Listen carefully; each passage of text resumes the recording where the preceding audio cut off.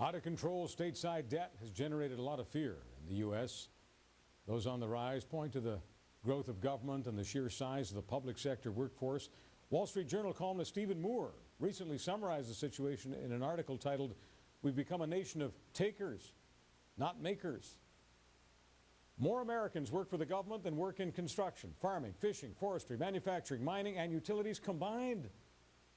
Fingers are pointed in all directions, culminating in animosity between the various sides, the private sector, the union sector, and the recent firestorm of protest over budget cuts in Wisconsin. Many fear this conflict could come to Canada. The left points to an expansive wealth gap between the rich and the poor, and for the hard left view, we turn to Miguel Figueroa, leader of the Communist Party of Canada. Mr. Figueroa, thanks for coming in tonight. Thank you. I imagine you believe that if you only had more media exposure, you'd be able to run more candidates. I think you're running 20 right now? Yes, we have 20 in selected ridings across the country. All right. Mr. Figueroa, when it comes to the left, there are people who think of the NDP as left. I want you to just give us a quick tutorial, if you would. What's the fundamental difference between you and Jack Layton? Well, there's a very big difference. The NDP, more than almost 2.5 decades ago, when Ed Broadbent was still the leader of the NDP, stated that they had shed the last vestiges of socialism from their program. And essentially, they now advocate for, well, you could say capitalism with a human face, a kinder, gentler capitalism. Our party stands for socialism. Now, we know that socialism isn't on the agenda of this election, and we're putting forward a number of demands and policy positions which call for essentially reforms under capitalism. But we are a party of socialism. We put forward a socialist alternative for the future of our country.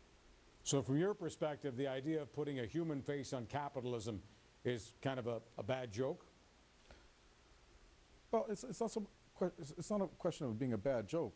The problem is that many of the root causes of problems in our society, the problems of obviously unemployment, the social inequalities, the problems of connected with war and peace, the environment and so on, are, in our view, intricately connected, fundamentally connected with the system of capitalism itself. So while reforms can alleviate some of the most serious problems that arise, they keep recurring over and over again. The workers fought, for instance, for unemployment insurance coverage, for pensions and so on. But we're finding over the past, well, more than 2 decades, in fact, that a lot of those gains that people began to take for granted are being systematically rolled back and in some cases eliminated. Mr. Figueroa, I know that you're not crazy about putting a human face on capitalism, which is what you say the NDP is doing. As a 2.5-year-old child, along with my parents and many others, we saw a very inhuman face, a very inhuman and less than humane face on socialism when socialist tanks from the Soviet Union invaded the country of my birth. And I'm sure you're familiar with the Hungarian uprising. My point is that many people in that country behind the Iron Curtain and many others who have now come to Canada and lived a good life in Canada find it hard to believe that anybody in Canada would want to vote for a party called the Communist Party of Canada. So what do you say to those people, whether they're here from Europe, whether they're here from Asia, people who've escaped communism? How would you try to sell them on voting for the Communist Party of Canada?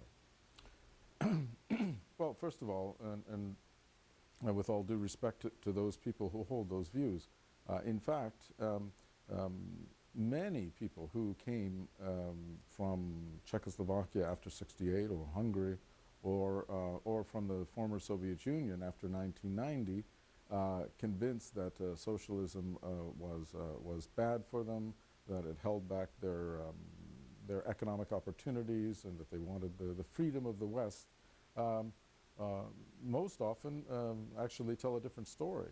And polls throughout Eastern Europe have indicated that the majority of the people there, while they don't necessarily want to return to what we like to call the first wave of socialism, nonetheless felt that the conditions were much better under socialism than they're facing right now under capitalism. Well, that's interesting, Mr. Figueroa, and I'm trying to stay respectful. I mean, the communist parties, they're called socialist workers' parties, other names for them, they're on the ballot. I mean, why wouldn't they be voting back communism, whether it's the Soviet Union or anywhere else, if they've got democratic options? I'll give you some time on that, about 30 seconds if you could.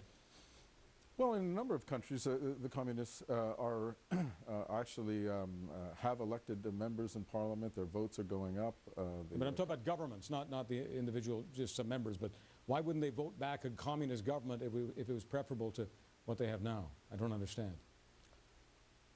Well, I mean, in large measure, of course, it has to do with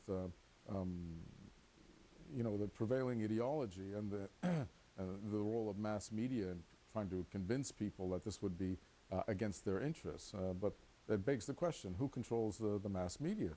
They're owned by and large by large corporations, by those who benefit from the capitalist system. So they have a vested interest in denigrating and fear-mongering about socialism.